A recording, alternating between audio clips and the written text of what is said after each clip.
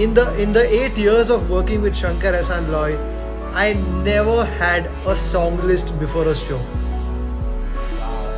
Like imagine, I used to certain times ask him, Shankar bhai, so what's the plan for today? Like, what are we doing today?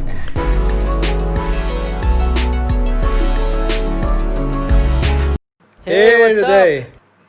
How are you, sir? Very good, man. Good to see you here virtually. Yeah, now. man. Yep.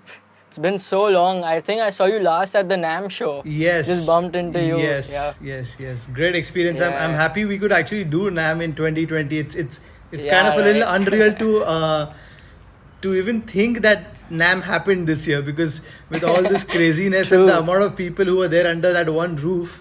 Yes. I'm very Of happy that course. I did take that opportunity and went to Yeah. LA and be there, and unfortunately now 2021 NAM is not happening, so it's Yeah, I pretty heard sad. about that. It's pretty, yeah. But yeah, I think that was the only good thing that happened this year. Yes, for sure. That was by far the Yeah. best trip I had this year. Of course. Yeah. So yeah, what have you been up to, and like how's the everything going, like the quarantine and stuff? It's been pretty peaceful that ways for me. The only thing is that, yeah, obviously we don't have anybody to help us in the house right now, because our servant also was there, and he left about in March mid, and then after that it's been like doing music, doing education, cleaning Right. the vessels, to trying to make some Right. tea, to everything is being done by yourself, and it's like basically living in the True. West basically, and we are not Of course. that kind of used to doing everything by ourselves Yeah. out here. We are pretty spoiled. But yeah, it's been it's That's been a true. great learning experience for me this whole 5-6 months, that but that whole thing of just believing in yourself, of you can also survive without having a commercial job, which is pretty pretty happening that ways, Yes. and that is something Yeah. that I really enjoyed during this whole process of doing things that I always wanted to do, working with musicians that I always wanted to do, practicing Right. for the longest time, and also sharing all the information that I have over the last 25-30 years that I've been in this scene, with all the upcoming Right. drummers. So it's been really amazing. Right. Crazy. Yeah, man. So it's been the same for me. Like the cooking part and stuff, I was in LA. So Yes. so I moved to LA actually in 2017 when I was 17 years old. Right. So it was like a shock to me, but it came through good way. Yeah, I think you get used to it pretty much once you have thrown Yeah. in an environment where you have to do everything by yourself. Like what happened here, you pretty much after a couple of months get used to it. True. Yep. So yeah, let's get straight into it. Yes. So my very first question to you is, what are the 3 most important things you've learned about life being a full-time, composer, drummer, educator? So like what I've learned from my Guruji Pankaj sir and my parents is that, practicing my weaknesses, like, right, the left hand, right foot, and, not just the drumming side, but even my world, like what I'm weak at. Then investing my time in money wisely. And the third thing that Guruji's taught me, always choose the right company wherever you are in the world. So what are the 3 most things that you've learned from this entire drumming field?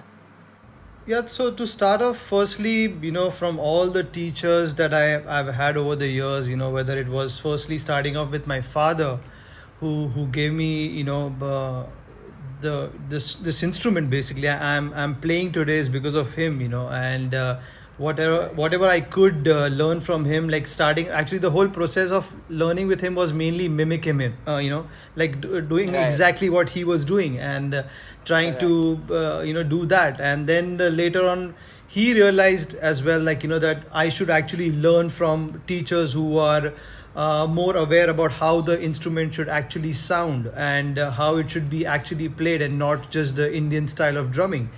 Correct. And that's where he met Lester Goodino first, in Bahrain. He was performing at a hotel there, and then he saw him, and he's like, I really want you to teach my kid. And but unfortunately he was very busy back then. He was like one of the busiest session musicians, as well as he used to tour a lot with different bands. So again, that whole connect of having to meet a teacher every week was not there. He used to come maybe Correct. once in like 3-4 weeks, or maybe once a month and stuff like that. So Right. then he said, why don't you give us somebody who can who's somebody like you, who has the same information like you, but can come at least once a week to our house to teach darshan. And that's where Pankaj sir came into the picture, and it was an amazing journey with him. I really give all the I'm credit sure. of my Yeah. foundation, and the way he made sure that I stick to the basics, get that right first. And he was a very, very big help when it came to understanding also drummers from the West. Getting me those DVDs and VHS which were there back in the day. Right. Yeah. I had some brothers who stay in LA, and I got those VHS and stuff from them. So, and it was all thanks to Pankaj sir that showed me the right way on where to kind of move on from the Indian style of drumming. Correct. And then slowly, obviously, by about 2001, I met Ranjit sir. And then again, Wow. when I saw him with Ustad Zakir Hussain, it was a complete life-changing experience. It's like, I just exactly Wow. knew where I had to. I saw the stage, and I knew it that I want to reach You want this stage one day. And exactly. Yeah. nothing better than learning from the master himself, because frankly, said and done, I've still not seen anybody in the drumming scene who can sound like Ranjit sir. Knowing Yeah. the His language, feel is crazy. feel, and basically Yeah. understanding not just the Western part, but how to infuse the Indian and the Carnatic Right. concepts into the drumming scene. And that's what completely changed the way I looked at drums the minute I started learning under him. And Right. so yeah, those 2-3 things that I learned from the overall life, and all the teachers that have supported me, is that firstly, more than anything, is to be a really good human being. Music will come later on. First, you got to be a good human being to even get something out of the instrument, to get something out of the music scene. True. You have to be really good with that. And that's what I learned from after working with people like Shankar Mahadevan, Salim Merchant, Ustad Zakir Hussain. These people, more than being amazing musicians, they are by far the best people that I've ever met. Like, just to hang with Wow. them, just to chill with them, just to be on stage with them. It's so much to learn each and every day. I've shared stage with them. So that's one very important thing. And then secondly, it's obviously is to also share that information with people. A lot of people have this thing that, okay, I've learned from all these masters, I've had the opportunity to learn from all these amazing drummers, but then I think it's my responsibility and duty to share that with the upcoming generation. The stuff that I could not get in back in the 90s, for us it was difficult to think about going to Berkeley School of Music, or or to even get videos, or even to see drummers like so closely, how it's so easy now to do, like by just going to NAM, or by even by just meeting them on Instagram. It's become so much easier now to connect with them. It was a completely different story, man. 25 years back, it was. I'm sure. We Yeah. we could only see them on CD booklets, or either on VHS. So that's what I felt when I started attending. Like, I attended the Drum Fantasy Camp in 2015, and then last year I went to the 21 Drums Camp in Ireland, Yeah. with Mike Johnston Right. and Mark Juliana. And when I came back from these camps, I had made that mind that I want to get this kind of education to India, wherein India, somebody wow. who's not just in Mumbai or Delhi. We still have pretty easy access out here in the city, because there are so many musicians across in the city. But I want to take this education to cities like say like Jaipur or Jodhpur, or even Sikkim, or there I have students from Agartala, Sikkim, Chennai, Nagpur, and all these small cities, and that's the reason I started doing this whole masterclass workshops. And also last year we started off the drum camp, going to Yeah, out I've of the heard city about for that. 3 days. Yes. And it was a phenomenal experience. The kind of I'm sure, yeah. response we got from across the country was insane. So Right. that was something which was very important for me to like share my information with other people. And the third point is to basically be a band guy. A lot of people tell me, why don't you come with your solo albums, why don't you come with your solo stuff? For me, solo is there, it will happen someday, but for me, I want to be a band guy, because I've realized over the years, if you are somebody who can uh, be with the band on and off stage, you will get Mm-hmm. more calls to be in the commercial business. Right. Because when you play in the commercial business, you have to understand it's not just about the musicality, but it's also about how you are off stage as well. Off stage. So Exactly. the balance needs to be very important, and also when you are on stage, always respect the music that you're playing. It can be anything, it can be Bollywood, or it can be Sufi, it can be even bhajans. But how will you incorporate that into your style and make that sound Correct. really awesome outside? That is what is very important. And Right. always remember one thing, as Dennis Chambers used to say, that um, the name which is there outside, and the people who have bought tickets, is not because of the drummer, it's because of the main The artist. artist. So you Exactly. have to respect that, and you have to make that artist feel comfortable, saying that, okay, Correct. Didi is there at the back, and I know he's going to hold it down for us. And you have to Right. make them feel nice about it. And that's what I've learned over the years, that give the artists what they're looking for, and you will make Correct. sure that your phone keeps ringing, man. Yes, exactly. Thanks a lot, man. That was crazy. Yep. So yeah, in our industry, so like networking is a key part of our industry. So how have you networked with so many artists, you play with, and also how have you built this image, Darshan Doshi? And also how would you, like, what do you suggest, all the young artists who are coming up, like me? So how should we network, get the calls like you get, and what's your say on that? So frankly, when it comes to networking, I've been very blessed with of me not going to the artist and the artist coming to me. So Wow. that's been really a blessing from about 2002, 2003, when I started first, playing with an artist called Kunal Ganjawala, who was a phenomenal singer, and who is a phenomenal singer. Uh, and once I started playing with him, I was just doing my thing, man. I was really not into like sending my demos to people, or we didn't have Instagram to put out videos, or anything like that. Right. So it was just Right. about the word of mouth. Like, people used to just talk about me, and maybe it just kept spreading in that particular manner. Once I started playing with him, and then it went to, the minute I joined Shankar Ehsan Loy, again Shankar Mahadevan saw me at a concert which I was doing, for a singers competition in Mumbai, and they were the judges, Okay. and I was just playing behind with those singers. And I don't know what happened after that. After those 15 songs that I played with my band, I just stepped off stage, and he came up to me and was like, I want you to come tomorrow to the studio, and we want to set up a new band for Shankar Ehsan Loy. And I was like, okay, cool. So it started off that in Wow. 2006, and after that, the minute I started playing sessions for them, like movies like Johnny Gadda, Rock On, My Name Is Khan, Luck by Chance, Zindagi Na Milegi Dobara, and Bhag Milka Bhag, and then the rest was Wow. history, because then after that, everybody started, actually by 2006, actually there was not much recording of drums happening in India. Once the whole Right. electronic business happened in 94, 95, when AR Rahman came into the business, uh, everything was very electronic. People were not recording live musicians as much, and especially drums. You might see Yeah. guitars and sometimes bass, or even programming keyboards and stuff like Keys. that, but Yeah. drums were all electronic.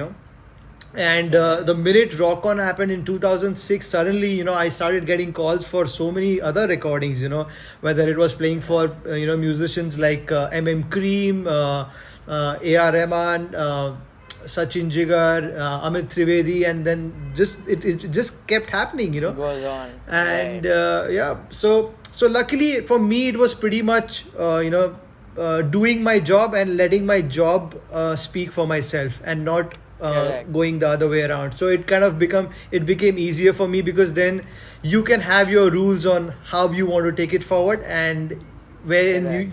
you are not telling the artist on how to go about it. So it becomes a little more True. simpler if if you've been asked by the artist himself to join the band. Right. But still, like if an upcoming artist, he wants to network, so how would you suggest him to go by it? I think right now the best thing is to basically record yourself and put yourself out to them. Send your videos to now through Instagram and Facebook. It's become pretty easier. If you have any of their email IDs, through friends or something that you can connect with them, and you can put that out to them. And at the end of the day, True. the only thing is that because every artist has their own band, I feel that it's important for the next generation to think about the upcoming artists, because that's Right. where you will start making that relationship with them. And and if they like you and if they like what you do, I think you will keep getting calls. And Right. the and because of the whole YouTube platform now, I think it's very easy to just put yourself out and let your work speak for yourself, instead of pushing Correct. it too much to the artist, saying that I really want to work with you. I would rather go in a way True. wherein I would just share that material with them, and if they really Hmm. like it and if they love what you do, I think you will surely get a call from them. Correct. Wow. Thanks.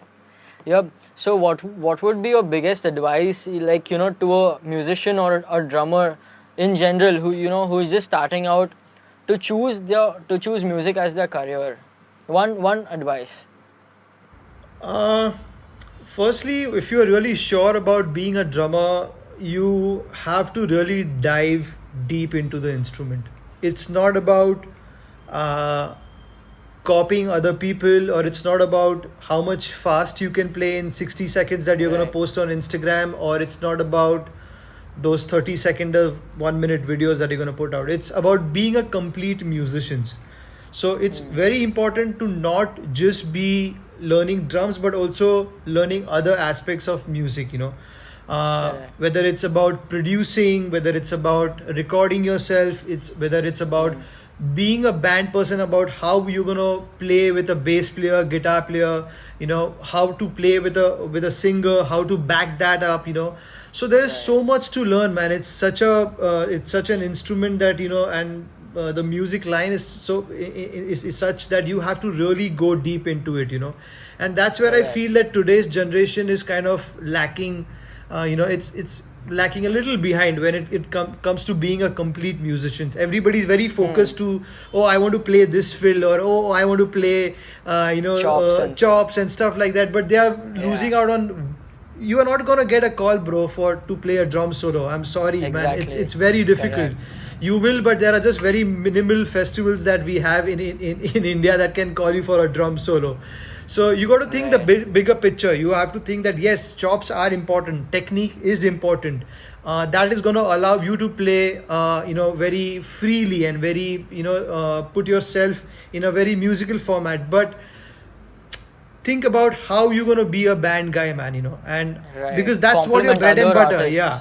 Because frankly, to be in the music scene and just say that okay, I'm just going to play this particular genre, or I'm going to just play this, I'm sorry, bro, that's not going to pay your bills. So if you want to Correct. live a good Exactly. lifestyle, if you want to live uh, uh, just by doing drums only, I think you got to be versatile and be open to playing all kinds of genres and not just All stick to kinds. just one thing. Yeah.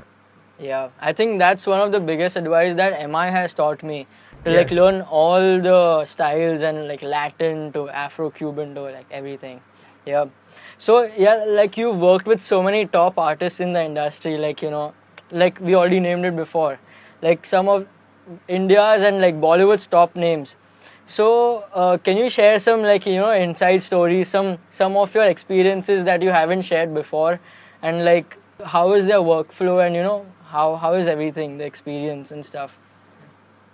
So man, it's like every artist has its own way of working. So you have to be really, Right. again open to working with different ways of working with bands. Because when I started working with Shankar Mahadevan, his approach of being live on stage is very different to compared to Salim Suleiman or an Amit Trivedi. Right. He believes in not having a click track. He wants to be free. He wants to fly.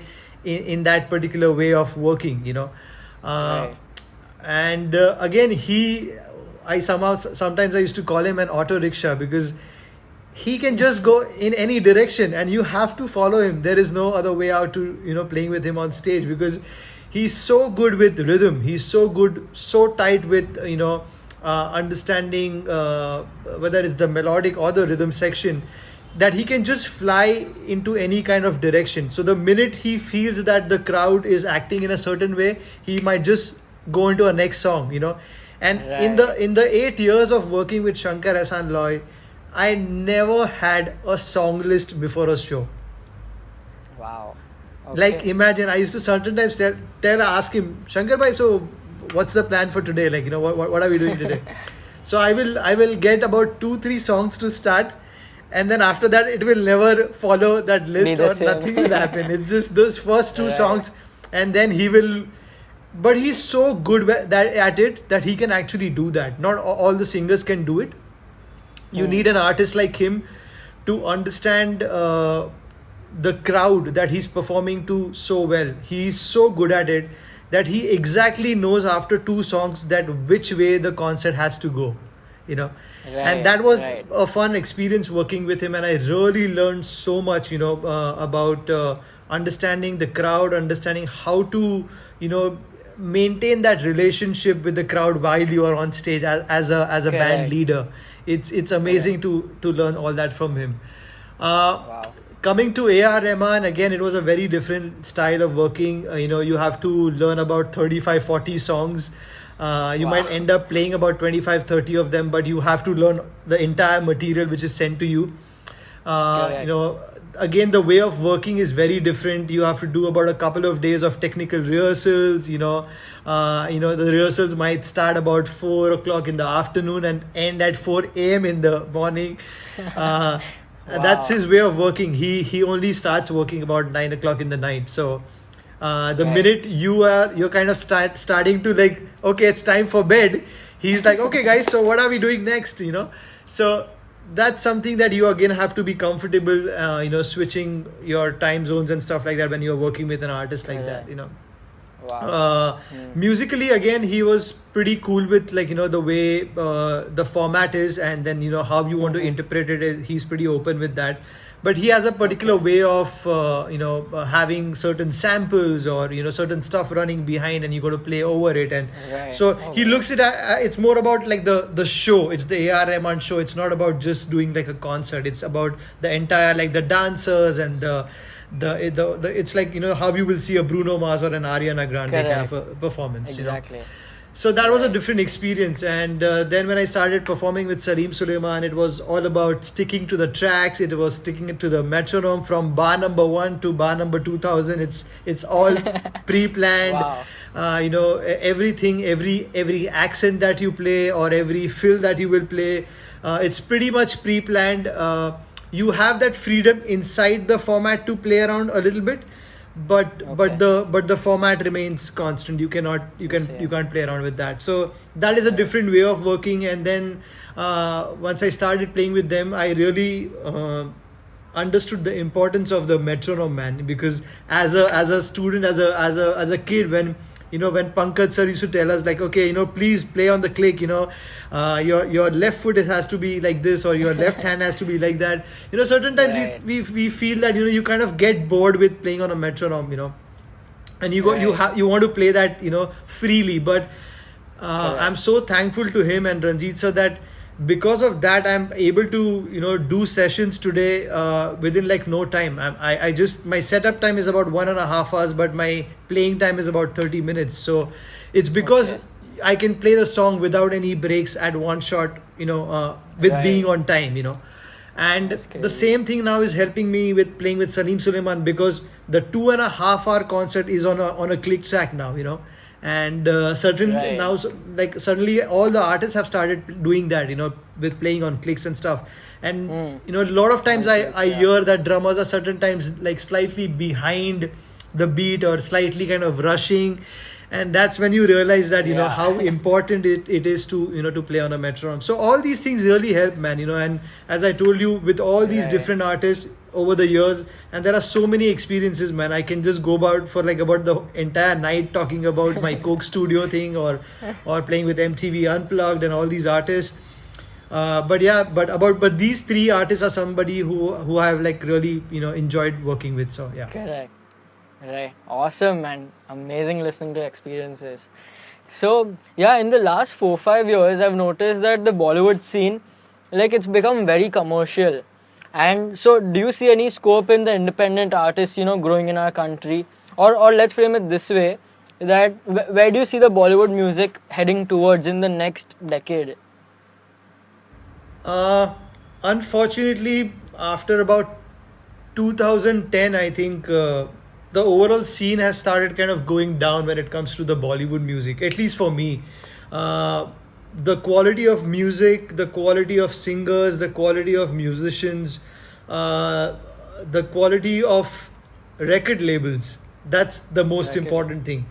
Unfortunately, there is too much of power that has been given to actors, producers, and record labels, and unfortunately, that was that's the scenario right now, and I feel that it will change in the times, because I think it's coming to it's already reached that stagnant point where people are kind of really bored of listening to remakes and listening to stuff which is coming from these companies.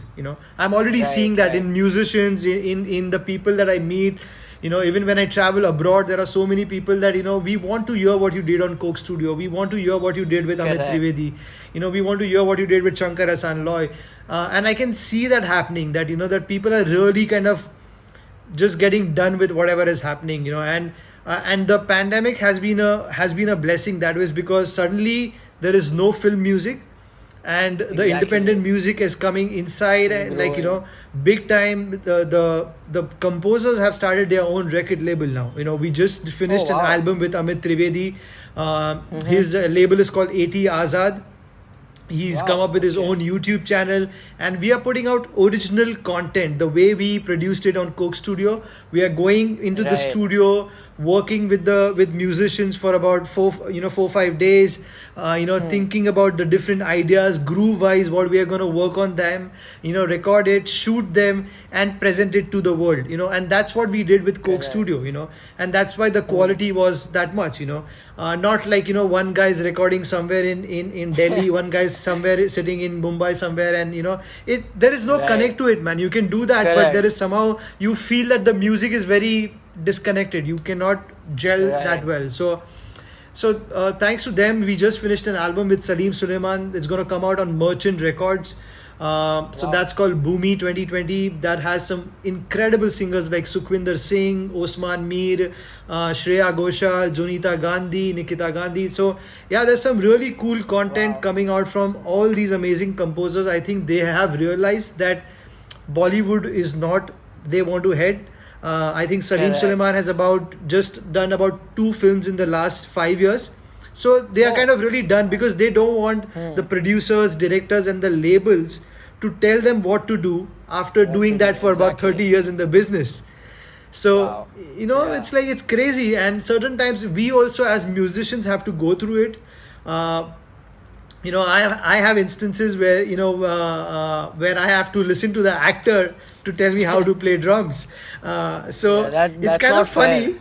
It's kind of funny because we don't go into their field and tell them what to do. So I think when you book us for a particular project, I think you should believe in the composer, you should believe in the team that is with the composer, and I think if you leave that, I think you can see how the music will flourish, and the people will really enjoy that. So the things are changing, but it's just about another couple of years where independent music will really come to where it was. Wow. And will this independent music reach the Bollywood industry? Do you think they'll be pitched in the movies and stuff? It's already started, bro. I think Pratik Kuwad is doing a great job. Right. Artists like Jasleen Royal, who's again a very independent artist, but who started working with Anurag Kashyap and all these amazing directors. Wow. And already because of the whole Netflix, Amazon Prime, all these things happening, a lot of really good and fresh content is coming into the OTT platform, and because of that, and that becoming popular on the OTT platform, people in the film scene are kind of trying to get that into the film scene as well. So it is Right. happening, but it's gonna take some time to like really reach to a level where they can be like completely dependent on the scene. But right now Correct. it's a 70-30 kind of a space right now for indie Right. and Bollywood stuff. Yeah. Bollywood scene. Cool. Yeah. So like currently, social media, magazines, and like word of mouth is the only way like people are trying to get their music out there. Right. So like, how would you like market your album or EP when you are releasing it? Like, what would it be different than all of these three things, and like to reach out to a lot of people? So, Hriday, for me, having a balance of whatever is happening in the scene right now is very, very important. A lot of time people think that, I'm not that kind of an Instagram kind of a guy, or I don't want to promote myself too much onto thing. But I feel that right now it's very important to, yes, musically focus and get that really those 6 7 songs that you want to put out on the album, like really work on it with good musicians, get it mixed well, get it shot well.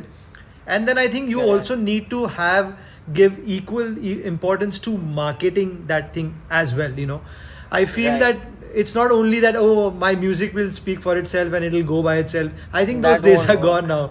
I think it's important Right. for every artist to really put them out in a good way. Firstly, get a good distribution company, who can really put that out to all the platforms across the globe. Right. Get a good, if you have a PR team or somebody to like really promote it well on different platforms, whether it's Facebook, Instagram, Twitter, and also then you as an artist also have to do the promotions as well. I feel that don't be Of just be course. dependent, okay, I have paid this much to the PR company and they will do everything. I don't think that will work as well.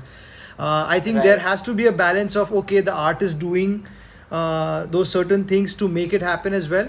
And I really feel that, I think with all these things coming together, if the music is really good, it will surely reach that space for sure. But Right. you need those 3 4 things coming together at the right place at the right time to make that happen. So it's Happen. important to Correct. not just concentrate on the music part, but also once you are done with that, make a really good game plan to how you're going to promote it and how you're going to put it out to the world. And it's Correct. cool, man. It's cool to share it with any amount of people that you feel like. And if you feel that it needs to reach to that particular musicians, you can personally email them or send them a DM Right. saying that, guys, this is what I've done. I would love to hear back from you. And I really sometimes I get so many these songs and videos that I get on my DMs, and I certain times really get some really amazing content. Certain Wow. times not that great, but then again, certain times they don't have the facility to really put it out in a really good way, which I Correct. appreciate that at least they made an effort to put out original content. But I really make sure that when it is original content, I will make sure that I will listen to that, because I'm not that big fan of covers and stuff like that. I feel Correct. the way you put out your original content, that will be your story. And I want to listen to True. Hriday, what he has in his brains through all these years. And when you put out your music, I will listen to that, and that's what I would really put out my 5 minutes, and I will listen to that track for sure, and instead Listen to of that. listening to a drum cover or something like that. So that's my Correct. way of looking at it. But yeah. Right. Wow. That's amazing, man. Yeah. So I mean, you've already come a far way, being a drummer and all of like composer, educator and stuff. So in saying that, where do you wanna take your career? Like, what will make a 60-year-old Darshan Doshi happy? I think maybe a 70 or 80-year-old also, Darshan Doshi, will be very happy playing drums till the time I can play drums. Right. But again, I believe in I will only play professionally till the time I feel that I'm really there 200% on stage giving my best. I'm not one of those Right. people that even at that age, oh, I want to perform just for the sake of it. I would not compromise music when it comes to that. So I will make sure that till the time I can play till my best, I will be there in the circuit for sure. But I see myself, maybe even 10 years down the line, being more of a composer as such, and doing more of the Darshan Doshi Collective, and doing music that I really want to do. I think Correct. all these years I've done music, for other artists, and giving my best to make the product sound the best we can from our side. But I think slowly I'm kind of moving towards that space now. I'm already working on a lot of new original material with my brother Umang Doshi. We've already come out with about 3 songs in the last couple of years, which were on either a web platform. We also did a Punjabi film, and the song was sung by Kapil Sharma, the comedian. Oh wow. That was a really good experience.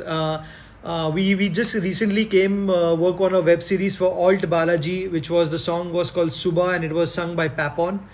And there's another release which is happening on the 29th of this month, which is sung by Mohammad Irfan and Palak Muchal, and that's again for a Wow. web series which is called Bebaki for Alt Balaji.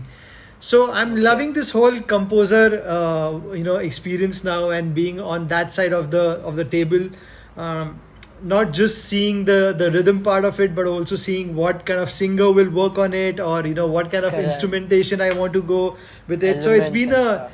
it's been a great experience working with my brother now in the studio. We have our studio called The Click, which is here in Mumbai, Yep. and we pretty much work out from there. So it's been a really cool experience with them. And when it comes to the Darshan Doshi Collective, I was just I've been going to ask working. you on that. Yeah, I've been working on a kind of a show which I started off doing this in December, when we got to perform at the IIT Mood Indigo Festival as the headlining act for the fusion section. And I really enjoyed that experience on putting out a 2.5 hour show which was curated by me, going through all whether it was jazz fusion, to playing with Rhythm Shaw, Sheldon De Silva on bass, but my dear friend Paras Nath, who's an amazing flautist, doing some of the material that we've played together over the years, followed by working with this incredible singer Parthiv Goel, who I know him for about 20 years. My first fusion band, which was called the Akruti, the Fusion Design, that was with him, back in 2002. So he's there on the band, getting the whole folk and the whole Gujarati element, because me being a Gujarati, I Correct. like to showcase my side of the side of the state, putting that Of course. music out. Yep.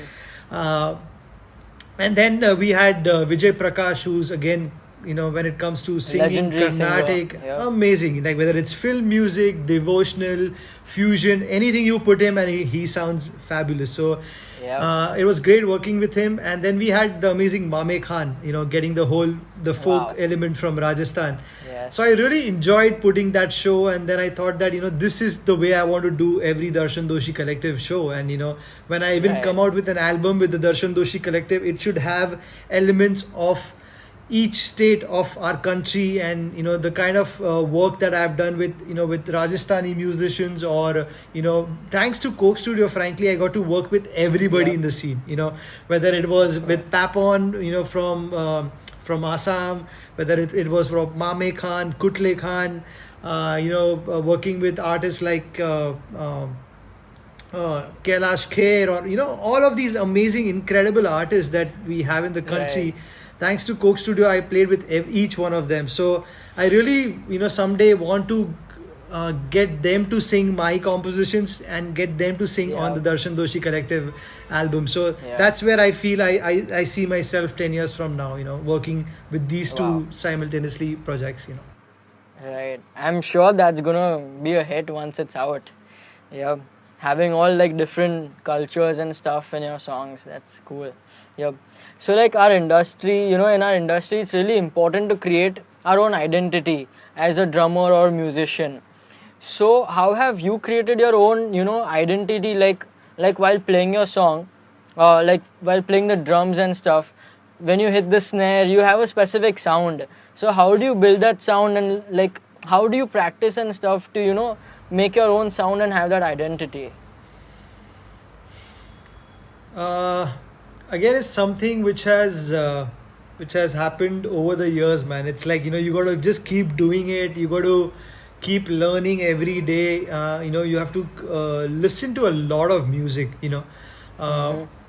and the minute I started, learning with Ranjit sir, the advantage was that the kind of music that he had, and the kind of music that he was thrown into since the 1980s, while he was working with people like Louis Banks and going on tour, and working with Ustad Zakir Hussain and then John McLaughlin and stuff like that.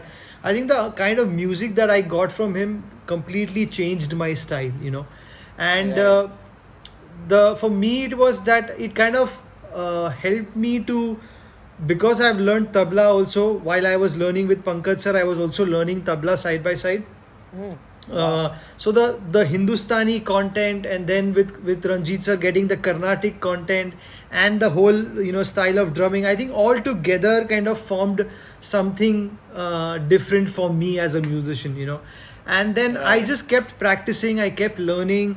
Even today, I make sure that I keep learning. I should not stop learning. The minute I feel you stop learning, either you will be stagnant at that same point, or the Right. journey has already started to go down, as a musician. So for Correct. me, every day, whether it's listening to Jacob Collier, or listening to whoever, like Dirty Loops, whoever is best in Right. the business right now, to get something out of what they are doing, and see how you can incorporate that in your music, musically.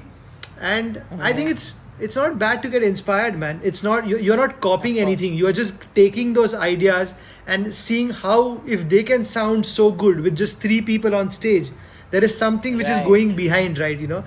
Imagine Dirty Right. Loops, there are just three people, but when you listen to that Yeah. album, it's like incredible, man. How can three people sound like that?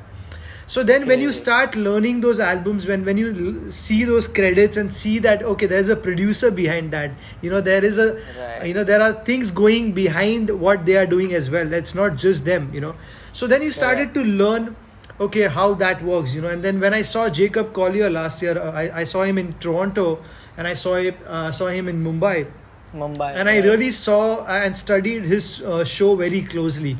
Everything, I was right in the front. I think if you see his videos, you might Yeah, even I've see me. seen. You see Yeah, me I right in the spotted front. you. Yeah. You won't believe, I didn't even have the ticket to that concert. To that concert, Oh. 4 hour prior that concert, I was having lunch with a friend Wow. in Toronto, and I was kind of depressed because I'm like, I really want to go for this concert, but I don't have the ticket. It was sold out. You know how Jacob gigs are; they get sold out like Yeah. a couple of months Right. in advance, and I was like very upset with that. And then he's like, "Who's this artist?" I said, "Jacob Collier. You might not know him, but he's a fab artist, and I'm really following him for the last couple of years." So he's like, okay. Then he went on to these sites that you guys have in America and Canada, and Right. where you can buy resale tickets and stuff like that. Resale, And he's yep. like, there are these 2 tickets available. This is the price. I said, don't even look at the price. Just buy the ticket. I Just want book to it. be there at that concert, and that's the way I ended up being there. And I was right at the front, and I studied. You got the tried best to seat. study.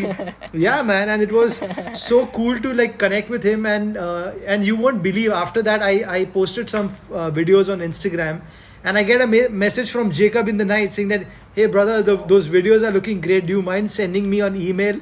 And I'm like, Right.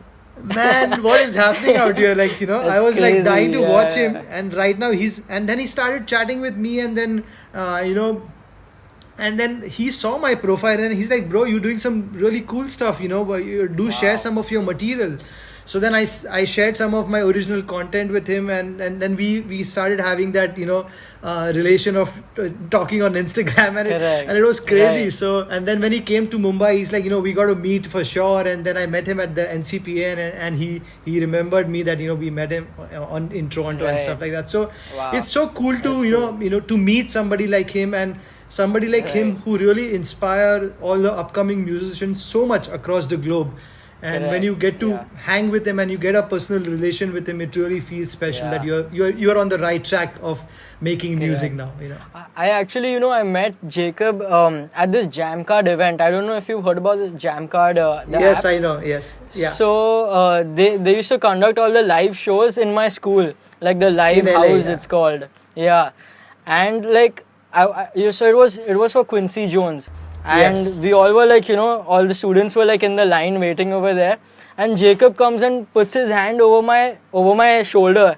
And Right. I was like, "Have you mistaken anything?" And then he started dancing and stuff. It was Yeah, crazy. He's crazy. Yeah. He's crazy. I think he's such a clean. I don't know what is the term, but he's so pure as a human Yeah, being exactly. that Yeah. it is really unreal to see a musician of that caliber being so down to earth and so grounded and being Right. so pure, man.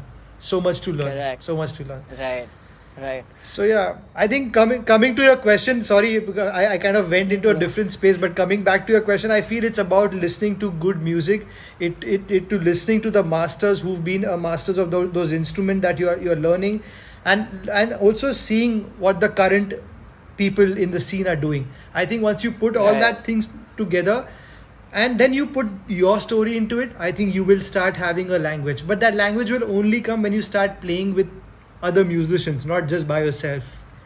So True, true, remember true. that, Yes. remember of playing with a band, not just solo drumming just and personally. doing rudiments Correct. at 200 bpm. That's going to take you only till a certain level, but after that you have to play with other musicians. Right, correct. Yep. So we've just got a question over here about the Darshan Doshi trio. So how did you form this entire band, and how did you the IIT mood the thing that you did? I'm not sure the name about it, but so how did you connect with all the musicians? Did you guys rehearse in advance and stuff? Like, how did it go?